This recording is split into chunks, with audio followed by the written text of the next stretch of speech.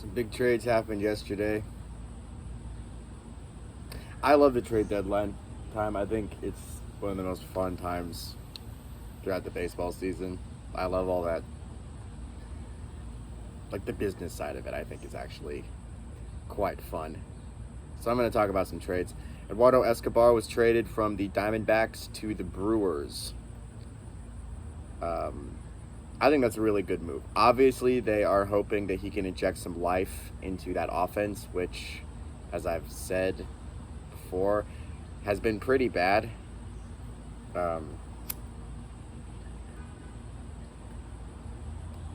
He's currently batting .246, has a .300 on base percentage, and a .478 slugging percentage. He's at 22 home runs and has 65 RBIs. He can play anywhere in the infield, and he's a switch hitter. So I think this is a really good move for the Brewers. Right now, they're first in the NL Central.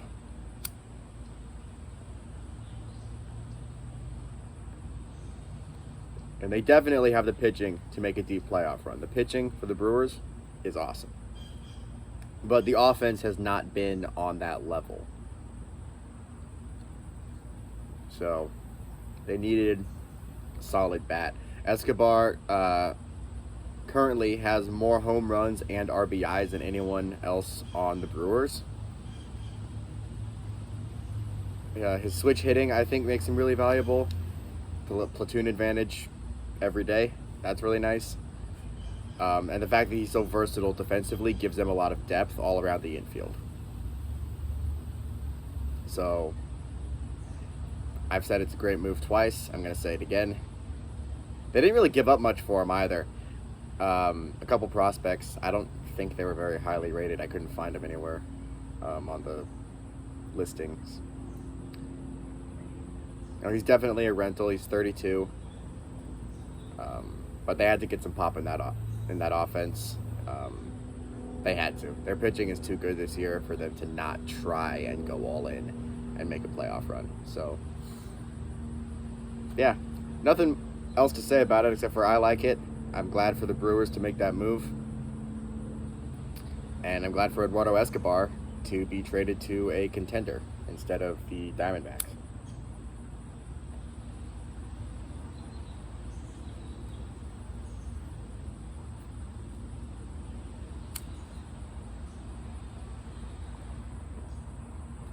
The big move that happened yesterday, and this might be end up being one of the biggest moves of the trade deadline.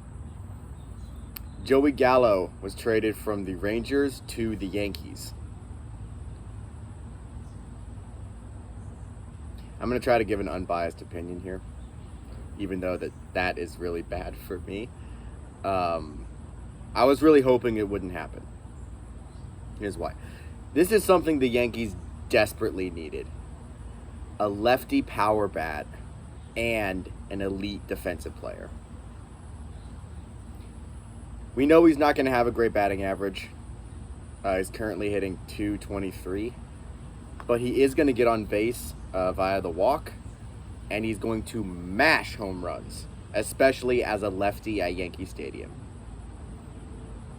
But Joey Gallo is the kind of player, it is baffling to me how the Yankees haven't already had a player like him. Like how they didn't, going into the season, already have a player like Joey Gallo. It's one of those no-brainers. Like, duh. You should have a lefty power hitter.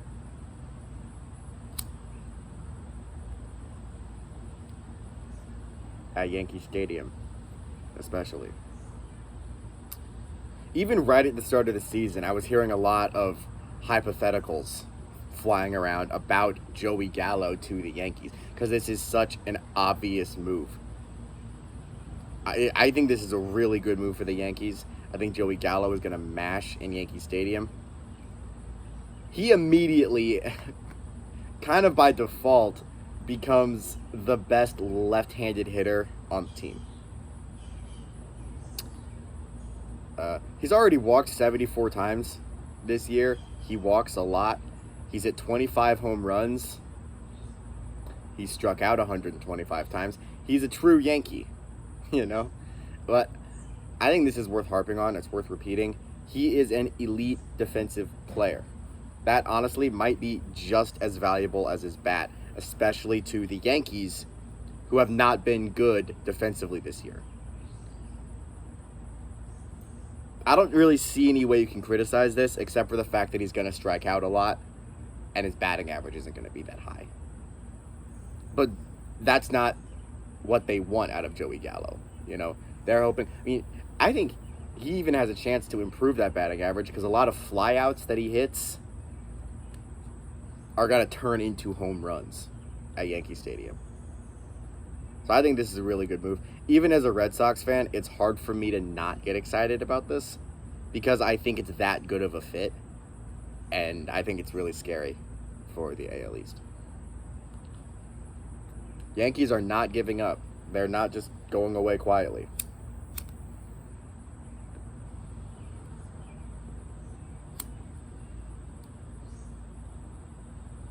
I don't expect this to be the last big move they make. But I think this might end up being the biggest move they make. If it works out the way that they want it to, and the way I think it's probably going to. I like Joey Gallo as a player a lot. He seems like a really good dude as well. It's going to be weird seeing him without the beard. Another beard bites the dust. But, you can't really criticize this. You can, but your criticism would be unfounded. I think this is a really good move. They didn't even give up that much. I mean, the Rangers didn't. They got 6 prospects, sure. And who knows? Maybe all 6 of those guys go on to be Hall of Famers. But I kind of doubt it. They didn't get one of the Yankees' top guys. They didn't get any of the Yankees' top guys. So we don't know what these prospects are going to be, but hopefully they're good for the Rangers and they end up at least providing solid depth for them. If not, at least you want at least one of those guys to go on to be a regular everyday starter in the MLB, but we'll see. So those are the big trades from yesterday. A couple of good moves by contending teams. So the Yankees are contending for a wild card spot. The Brewers are contending for a potential World Series run. So I'm happy for both of those moves. I think they're really good. I want to talk about the Red Sox a little bit as well. They played a doubleheader against the Rays yesterday. Let's just recap that. The first game, they lost 4-1, and it was really frustrating. It was a really frustrating game. You can't come back in the 8th if the game only lasts 7 innings. So, you know, they had an opportunity early in the game with the bases loaded and nobody out, and they didn't end up getting a run out of it. And that came back to haunt them, as that kind of thing usually does. It was a really frustrating game, that first one. Just not a lot got done. Alex Verdugo made a really great throw to, I think he threw out, I want to say it was George Springer at third base. It was an awesome throw, awesome play, but that was pretty much the highlight. The second game was a lot more fun. They won that one 4-1. I'm liking what I've seen from Tanner Houck. He looks really good. He's got really nasty stuff. But my favorite play of the day was Jarren Duran using his elite speed. The guy is so fast. He's so fast, and he's so fun to watch on the bases. He got all the way around. It could have been an inside-the-park home run. They very easily could have scored it an inside-the-park home run, but they instead called it a triple and an error. But either way, it was a really fun play to watch. Really energetic. I like Jarren Duran a lot. Something worthy of note, in that second game, Rafael Devers had to leave with what looked like a hamstring issue. So I hope that's not serious. We're going to need him, especially as the Rays and Yankees start to bolster their rosters for a run at essentially the Red Sox.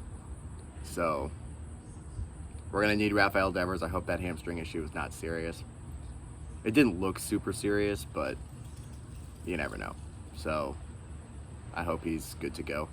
Tonight, the Red Sox are going to finish the series with Toronto. The pitching matchup is going to be finesse versus finesse. It's going to be Hyun-Jin Ryu versus Erod. So hopefully Erod doesn't get a migraine and can actually give us some good innings today. And hopefully it's a good game and the Red Sox win. Go Red Sox.